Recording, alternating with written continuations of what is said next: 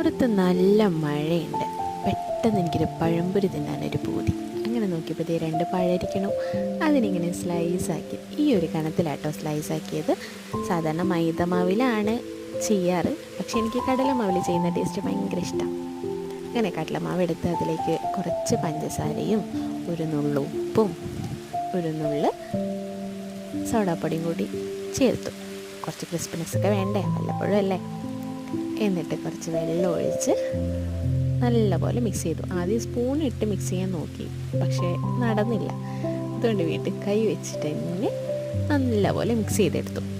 എന്നിട്ടൊരു പാന് വെച്ച് അതിലേക്ക് വെളിച്ചെണ്ണ ഒഴിച്ച്, വെളിച്ചെണ്ണ ചൂടാവുന്ന സമയത്ത് പഴംപൊരി മാവിൽ മുക്കിയിട്ട് നേരെ എണ്ണയിൽ കോരിയിടുക. പിന്നെ തിരിച്ചും മറിച്ചിട്ട് എടുക്കുക.